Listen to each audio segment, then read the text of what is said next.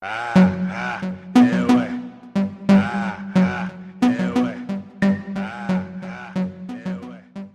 one day we'll go back to the coast because, Meryl loves the sea. Oh, I love the sea as well. With my chest, the coast is good. I don't need pumps or anything like that. Yeah. And so it's a good move. Yeah, looking forward. And I got many comrades there who can't wait. When are you coming? Really? So we used to work together in the labor movement. So you don't necessarily have to start all over again. No. In a sense, what I mean? Because you've got people that you know as well there. Yeah. But that's a good network. They're all farming. Yeah. And so at least I'll have a good few friends there. And then with the kids, the kids will Kiara will come every second month, she says. The grandkids, they'll come during the school holidays. Yeah, but still, I want to go back to my vision. When I left Ditsela, I said I want to live a simple, stress-free life, ethical life. So now I'm putting peaceful. Yeah. But now if you had to think back in your teenage days, and you compare it with where you are now, right? With all the activisms that you've done and how you feel about everything, would you feel that there was more that you still need to do, or are you at a point where you feel that you've done enough and you're passing it on? Yeah, I think the second option is. I wouldn't say you never come to the conclusion that you've done enough. What is enough, right? But yeah, on certain things, when I left Ditsela, my thing was I don't want to climb any ladders. I want to climb down. I would love to go to be the person I was. I don't, sort of posh cars and houses and all don't interest me at all. And yeah, that was the idea in the labor movement, to start as a branch organizer, to end up as an executive director and everything in between, including international. For me, it was enough of the labor movement. Let me put it like that. You know what I'm saying? Yeah. And give others a chance to continue the work. And me stepping out allowed me to take on nice assignments with Amnesty International, with Action Aid South Africa. It was at that time. Of course, the farm came, to build something new, to work in a rural context with people that don't speak isiZulu. It was a good experience. Yeah. And then from the farm to Action Aid. Action Aid, it's a voluntary position. It's in the board, so it's good. So in this case, Osborne, what I think I can do now is, I also did the Global Organizing School for the Fight Inequality Alliance. So that part of working on ideas that allows others to flourish is what it's a good thing. So in the case of Action Aid International on the board, so I'm the convener of the HROD, the Human Resources and Organizational Development. So I still keep a keen eye on the development side, but also I've been roped into what they call MOVE. It's a global movement, global social movement support center.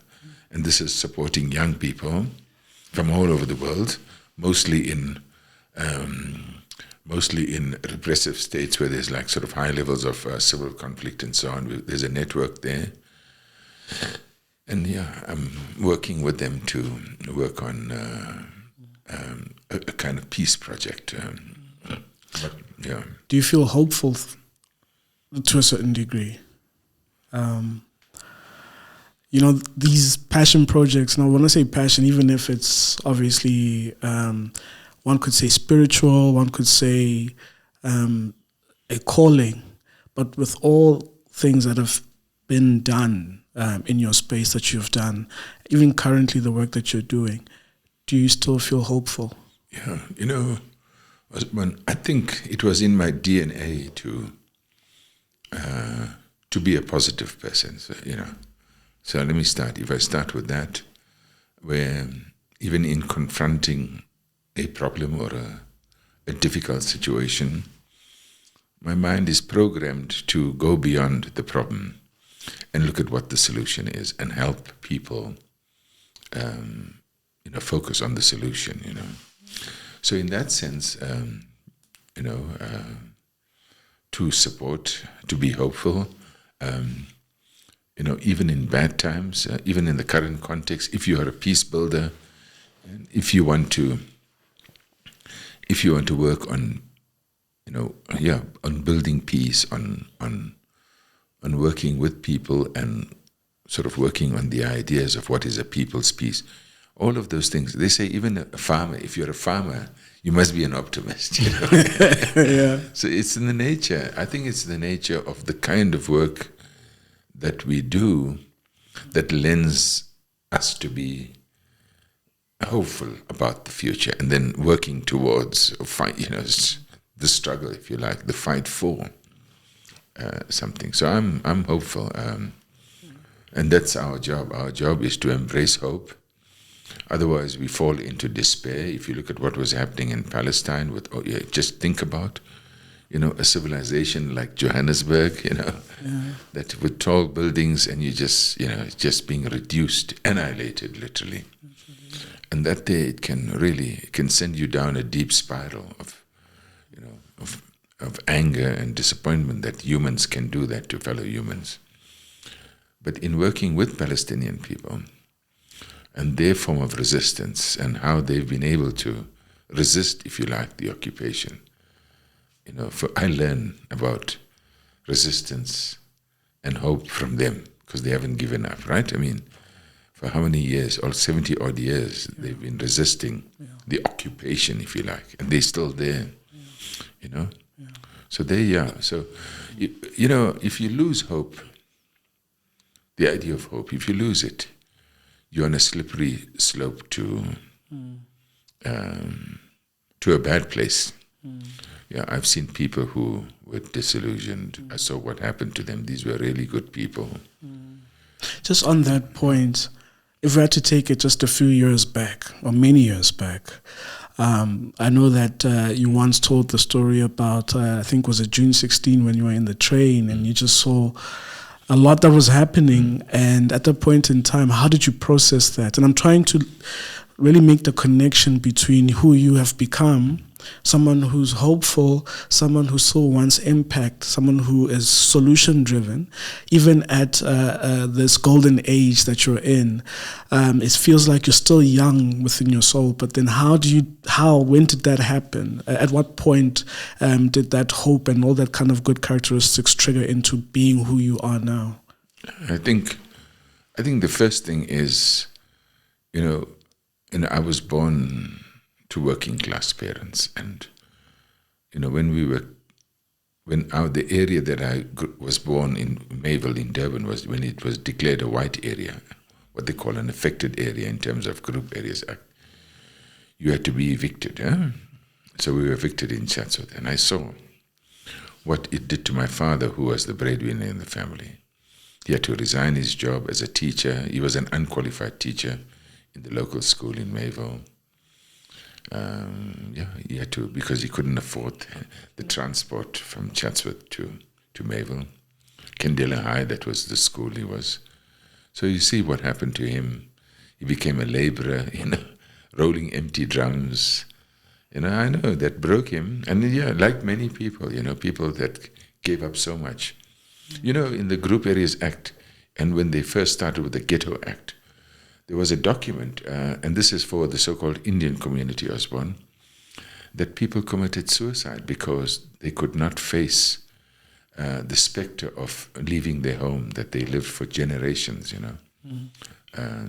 after the indentured system, came to an end and so on. So a lot of suicides because of the Group Areas Act. So I saw what it did to my father. And I don't think it's really spoken about. Yeah. I mean, I'm sure it should have been a traumatic experience, even having to live that period. Yeah. Absolutely. And watch your house being bulldozed. Sure. Yeah. But how did you feel at that point in time when I seeing all of was 7 this? years old, right? Right. I was 7 years old, and going into Chatsworth, coming there, it was literally the road and the house. There was nothing else. No schools. There was no playgrounds, no library, no public amenities. It was just that. and they were still completing that section of Chatsworth and so on. And the thing about my father was, when I saw how he had to, in a sense, start literally from scratch, and my mother to sell things to people like bed sheets and pillowcases to make ends meet, that taught me the value of resilience. That you never allow those kinds of situations to get the better of you.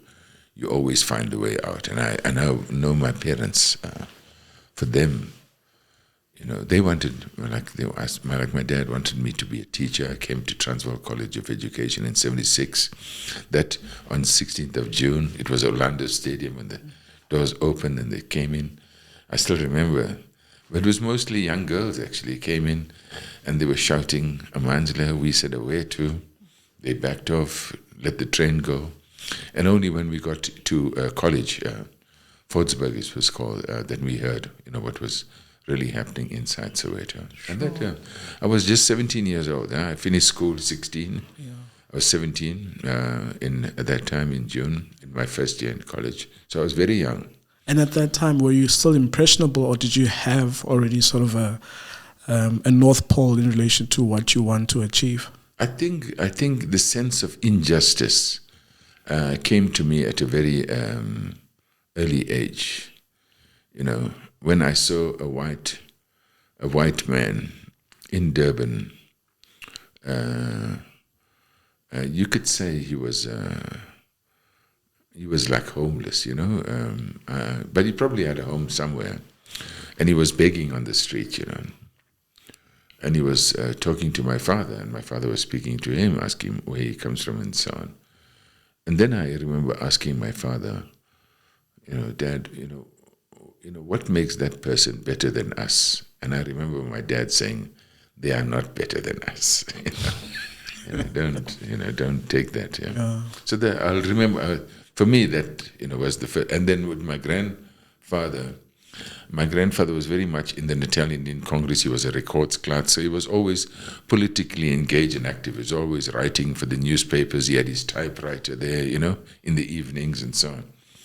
And he taught me in Cato Manor, they still, the night soil, you had people to come and remove it. That was working for the NDC. It was called Natal Durban Corporation. Okay. NDC. Yeah. Yeah. And my grandfather, spoke to me about the dignity of labor. And I remember him telling me, if they don't do that job, can you imagine, if they don't pick up the night soil, what will happen to the people who use that kind of system, Yeah. So those are kind of things I still remember up to today. Those are the very basic values, about, equality.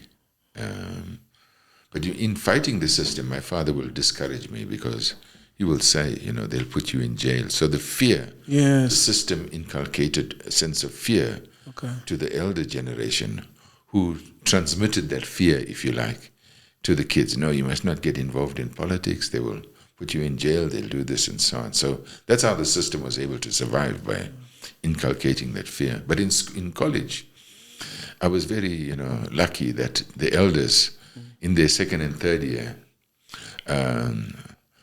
taught me a lot. So getting involved as a member of the SRC in my first year, being in the meetings also was good exposure for me. And then being kicked out of college, going back to the township, meeting up with people there, asking ourselves the questions: why do we find ourselves in this? We had access to Black Panther magazines. Wow. Yeah. It was smuggled out of the ships from Black American sailors, and we had somebody that could go in, and I was really, really impressed with the Black Panther movement. They ran clinics, they did classes, creches and so on for kids, and still bore arms, because they used their constitutional right to bear arms. So Black Panther was an inspiration for me, and then of course the Black consciousness movement and so on. So we started organizing in the township, Did you ever feel like there was, how you saying that the system imposed on a lot of people's thinking, that even within the Indian community or the black community, they were really able to separate the two? Because I know in the case of the black community, you would have that black on black, as they would say, that proverbial term. But then is it the same with the Indian community, where you find there's oppression between the two, between the Indian population? Oh yeah. I mean, they were always the collaborators, right? Those who entered the system, the local affairs committees, what they call the South African Indian Council, and they used those people to discourage others. Of course, they were funded, they were the puppets, they were the collaborators of the system, and of course, they were in our townships, and yeah, their form of division was also very, very brutal. They used to co-opt the gangsters in the townships. And once the gangsters, for example, if the gangster was caught on the weekend, these guys will go in there and speak to the station commander, use their powers, or even if they had money, they will pay the bail and bring them out. So there was a system of patronage between the apartheid collaborators and not all of the gangsters, by the way. Not all collaborated with them. There were also those who resisted. Okay. The kind of co-option. So that's how, one, that you had the system, and that system handed out patronage, and if people didn't watch out, they went to functions and so on that were designed to prop up, if you like, or to promote the system, in the townships. But through organizing and taking people's real issues, higher rents, bus fares, the kind of working class issues. That's where people were able to organize and mobilize around civic issues.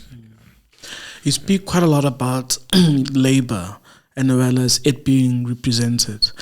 What I want to know is that to what extent would you say that was a solution or driving force for you? So the time when you wanted to become an activist, why did you pursue the labor route, if there were any other options available at the time? Oh, yeah, that's so. I went back after being kicked out of college, back to the township, and finding work in the 70s was very hard. You could have a job that was paying 120 Rand a month, and my father, being the eldest, said, "There's bus fare, go, go and stand in the queue for that job." And when you went there, you saw the queue, it was quite long, But, the thing about the labor movement is my experiences, my short-lived experiences early in the engineering sector in Durban, I saw workers treated very, very badly. When I say black, I'm talking about, black workers being, even, vulgar language being used against them, as a medium of instruction, It was horrible, and I was very young, as I said.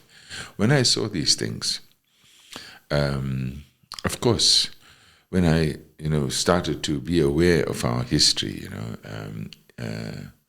and you start to learn about the unions. I used to go to the offices of the South African Labour Bulletin, make sure I bought the Labour Bulletin with my wages, read it, There was Work in Progress. They were very, very good publications that carried, the struggles of there was Social Review. All of these were magazines and publications of the democratic movement. Then there was the Mail and Guardian and the City Press that also carried articles about, labor issues. And then, as I was fired, once I was fired for not wanting to join a sweetheart union. Really, for 4 hours, they said, "If you're not happy," I said to them, "Why are you encouraging me to join that union?" It was called the Clerical Workers Union. Okay. Yeah.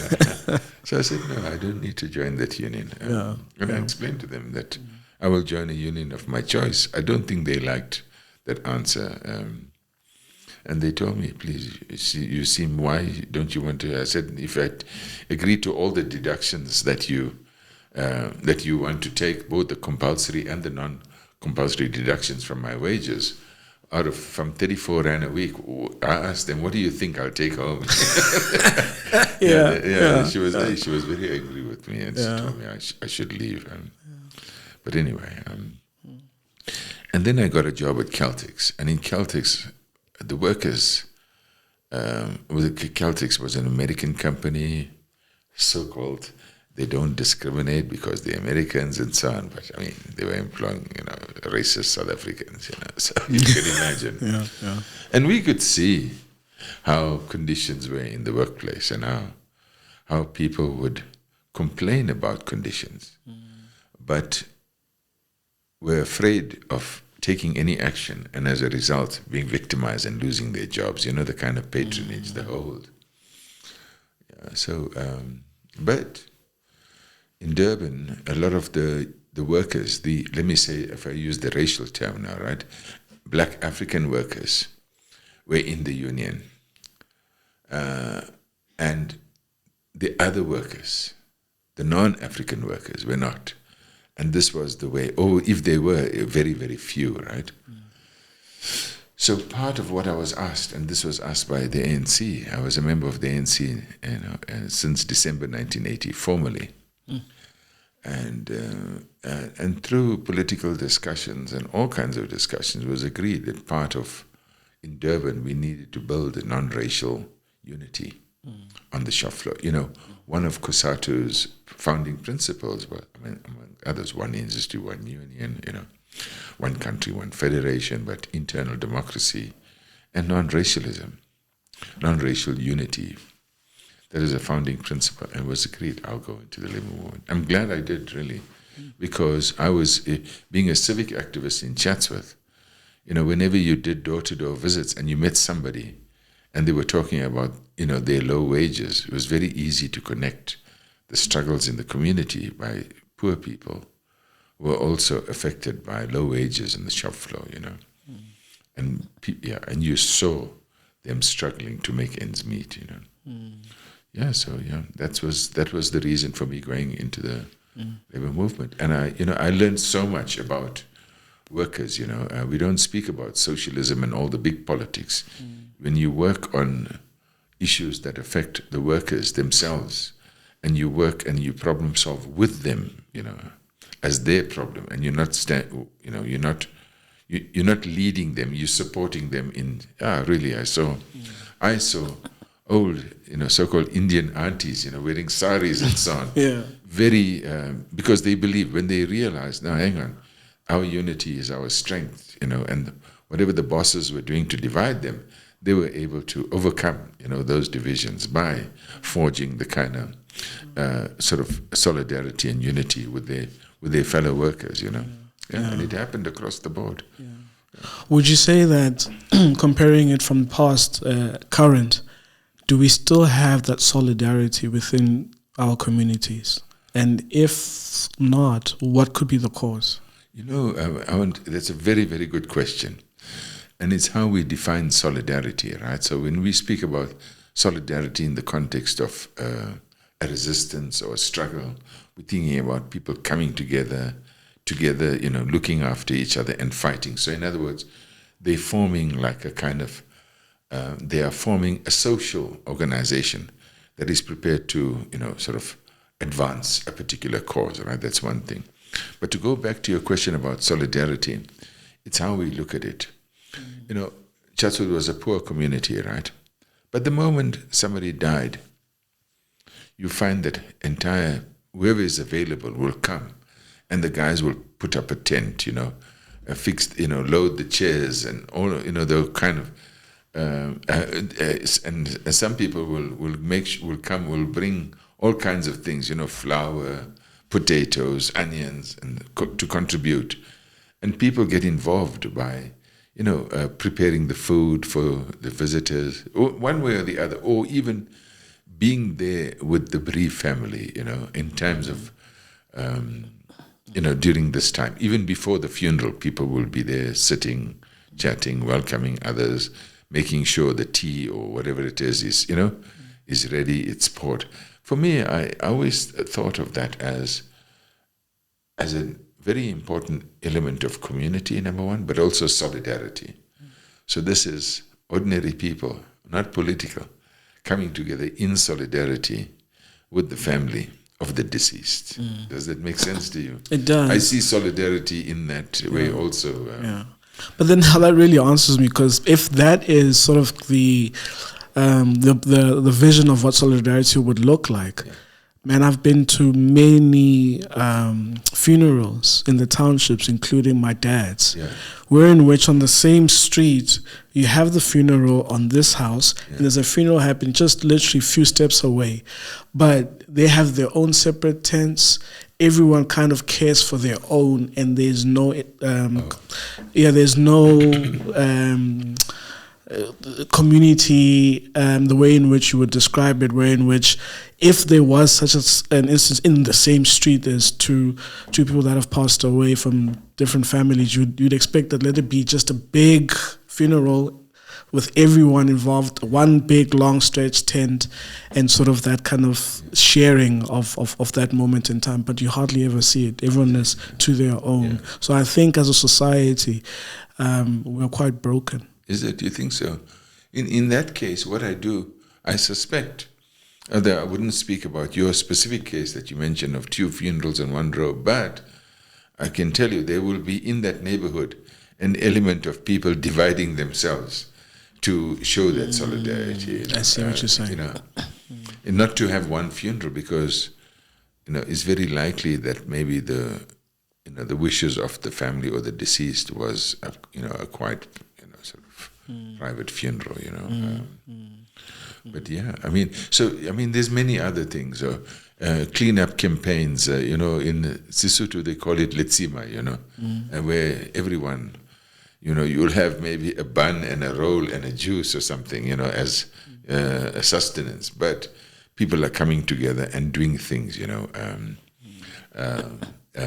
like say to clean up the village or to do the fire breaks, before, in the winter, those kinds of things. 100%. Even sometimes, I think even in preparing the land, it can be a communal. People come together and help each other. So I'm saying that kind of solidarity, And I think when you say these things, there's an aspect of leadership that is required from each individual. So it should not be that a leader should be seen as this one person in this one community. I think there's leadership in all of us. And that is judged by whether you are a good community member, a good neighbor, you're neighborly, you care about what's important, particularly, the plight of South African people. Would you say that comparing from what you have experienced in your earlier days and all the activism that you've done, in contrast with the leadership that is current, and I'm not necessarily saying let's look at those who are elected, but sort of if you had to just a summation of what you see, the new crop of leadership, would you say that what is your assessment of that? I think, when it comes to leadership as a way of, sort of people coming together, assessing what needs to be done, taking the decisions, and then what, so the process of leadership and who does what. So in those cases in communities, things happen. There is an unwritten kind of rule about, who gets to do what, You know what I'm saying? And usually there's a kind of consultation at the community level. If I'm looking at, say, Naledi village, the one, that you've been to, Osborne, there everything is very democratized. When you look at how things are, including the economy, including how the community is organized and who gets to do what, if you pay attention carefully, you'll see organization from the kids, from the young adults, and then of course, to the adults, and then of course there's something called the village elders, right? And from a leadership, it's cross-cutting. In my experience, it was not leadership that was centralized in a few people, usually men, but it was democratized, and everyone had a role to play, And in that case, if you watch and you observe carefully, you will see that women are the engine of the community, really. You can't miss that. You know, people speak about gender equality and so on, and there, you know, gender equality becomes like a Western imposition, if you like, when you really look at how relationships are structured and who does what during, you know, the most important tasks are done by the woman, you know. And yeah, no, without any interference, no one. They don't take, you know, sort of instructions from anyone. You know, they know what must be done. They take the leadership. They get it done, and yeah, you just see them in action. You know. I just want you just to touch on that Free State project, because I think it's one of the most beautiful initiatives that I've heard that anyone would take sort of selflessly, and only if all of us could have sort of that passion to give back and to do, really, just to wake up and do, instead of just to talk about it. So if you can just give us a quick brief on that entire project. So there, the original idea, Osborne, was at the time, and this was when I was with Amnesty, and remember coming out of membership-based organization, which is the labor movement. Amnesty was also a membership-based organization, right? And at that time, 2011, you know, a lot was happening. There were the popular uprisings in the Arab region, many at Tunisia, Bahrain, and so on. And at that time, we were talking about, you know, reimagining a global civic movement for the 21st century, right? So this is the early stages of the century. And they're looking at the kind of the seriousness around which, you know, sort of the democratic movement across the world was taking on issues of climate change, climate justice, and so on. So we're looking at the future of humanity and the earth. And basically the idea was, imagine if we had a convening space where people could come and we engage, sit around the table, we're listening to the, you know, people reflecting on, you know, sort of their versions of the nature of the reality that we're dealing with, you know, how we interpret it, and so on. So the farm was seen as a convening space for those kinds of discussions. Or we needed a convening space, let me say. But the farm was 273 hectares. It was going for a very good price. It had a good history, social history, and there were people there.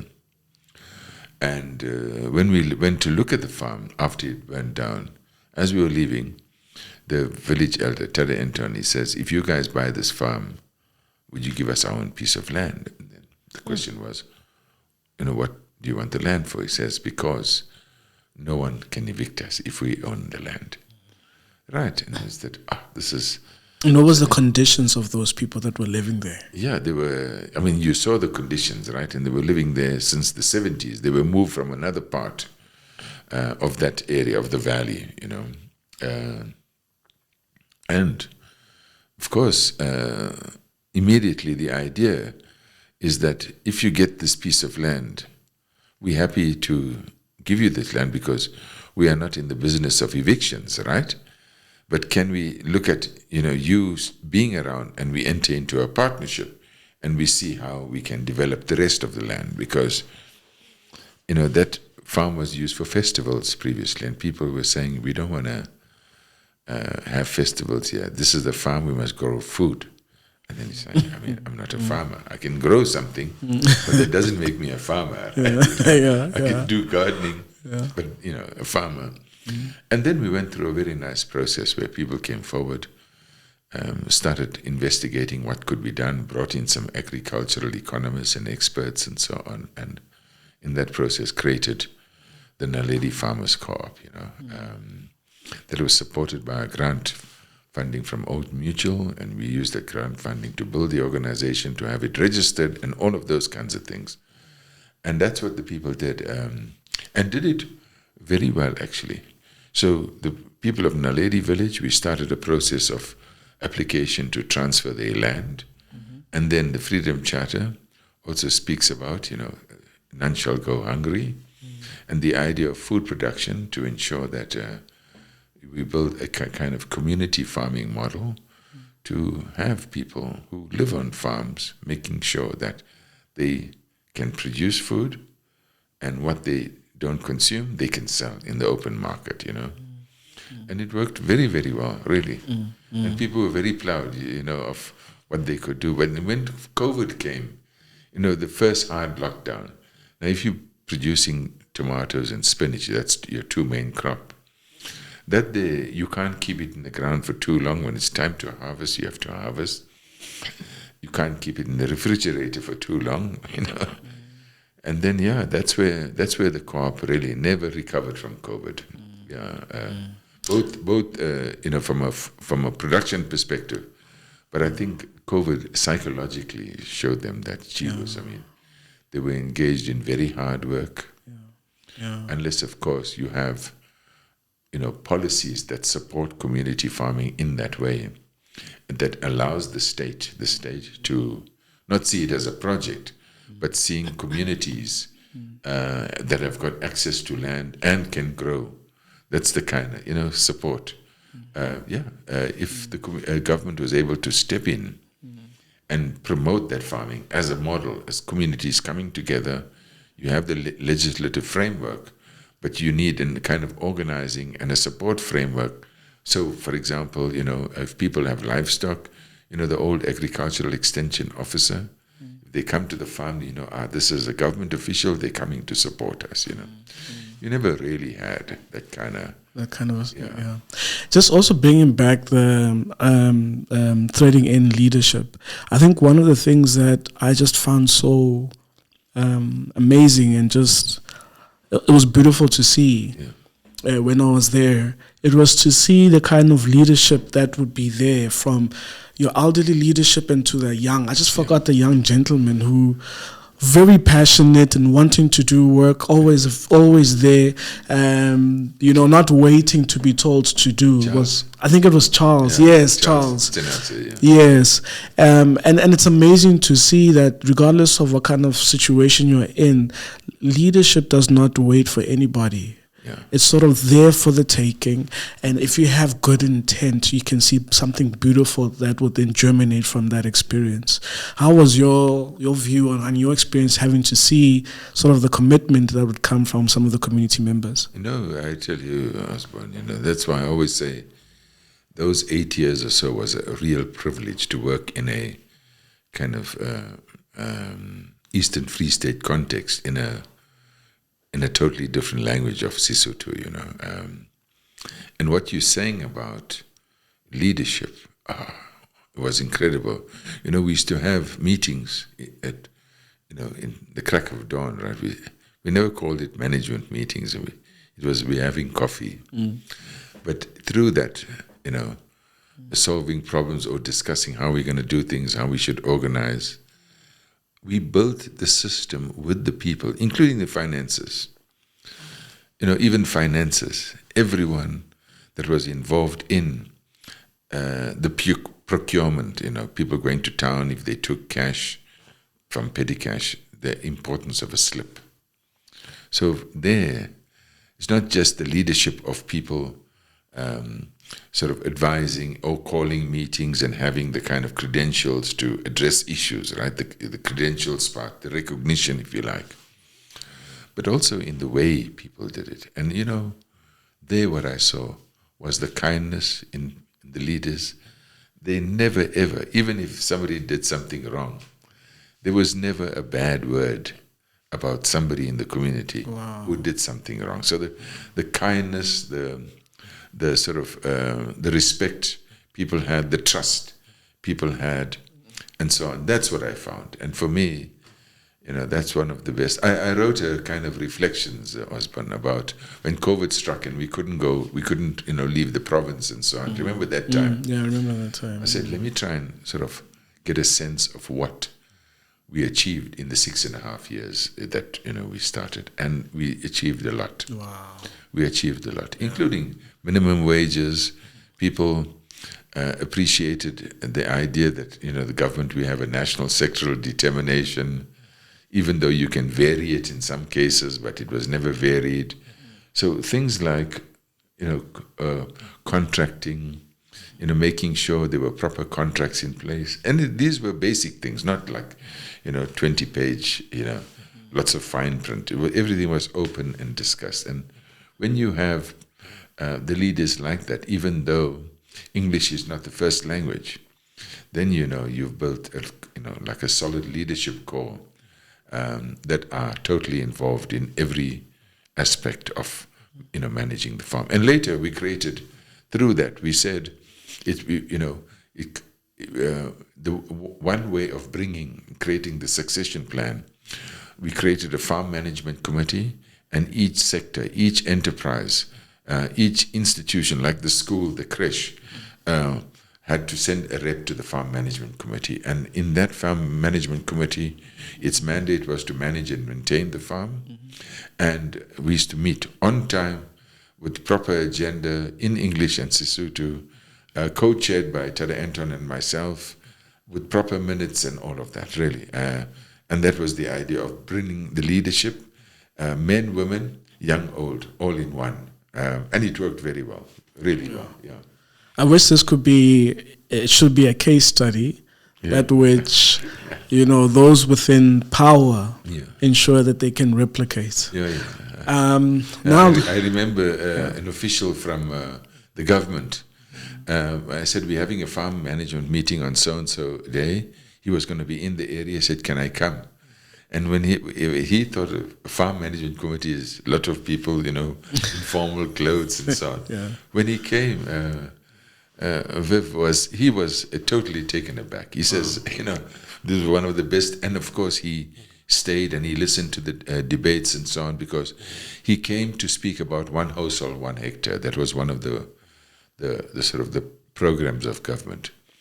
And his engagement with the people around the table and the questions and answers as he was leaving, he says he's worked so many years for government, he's never had an experience like that, where people, men, women, young, old, were serious about managing and maintaining a farm. And even the questions that they asked him about this 1 household, 1 hectare program, he was just taken aback by the depth of the questions. And so that's the benefit of collectivizing the leadership. So as we're wrapping up, I'm trying to look at the young crop of leaders, right? Those who are in your tertiary, maybe in certain societies, could be SRC, those who've just graduated and perhaps are interning or in a graduate program, and they have great aspirations, including those who are young in managerial positions. What would you then say to us as the lot that we need to take heed of in as far as leadership is concerned? What are we doing right and what are we doing wrong that we need to really work on? Osborne, I have 4 children. It's 40, 37, 30, and 24. Never once did I sit down and, sort of threw the rule book at them, the do's and don'ts. It was always, I think, in praxis, that there was a kind of sort of living the values, if you like, even though life was hard. Like leaving Celtics and going into the labor movement in the 80s was hard because, you were paid very little money in the labor movement, But notwithstanding that, I always see my children, and all of them, are sort of left of me, if you like. Okay. And I'm proud of that, they sort of, in a kind of organic way and through life's history, sort of adopted the values and principles of the house, of respect and, equality and gender equality in particular, and everyone being part of a team, the basic stuff. I'm very happy how they, Confucius say that there's no greater joy, in watching children walk the path that was created for them, and flourish in the process, So going back, I think, I don't make a big issue of leadership. I've never been obsessed with, even fixated with positions, really, all my life. I've always worked behind the throne. And the thing about it is, when the values and principles of, are there, part of what we need to do, Osborne, and this is your generation, the interface between mine and those that are in the university, right? And you guys are in positions of authority, wherever you are, whether it's in the community, whether it's at work, in shaping society, including the CETAs and so on, right? But think about, I always like to quote an old Ethiopian saying, because, in the Horn of Africa, your survival was dependent on, working the sea, the ocean, as it were, fish, right? For your own consumption and selling and all of that. So fishing villages, the boat was, number one, was a very important, sort of means of the income, but also the sailing, right? The skills of sailing. And the one thing that they say that if you want to, so there's an old Ethiopian saying that if you want to build a boat, don't start with timber and nails, you say, teach the children a yearning for the sea. The rest will follow, right? So yeah, don't get stuck in the technicalities of the boat. But once you teach a yearning for the sea and people develop a yearning for the sea, then there's the respect, for the sea, how it operates and so on. And then when you're starting to build the boat, people know exactly that when they're building the boat, they have this yearning for the sea. And this is an important part of their survival as the village, right? So the skill, the knowledge of the sea, the importance of building that boat, all of that is connected. So I think, imagine, if I ask this question, and that is, what do you think?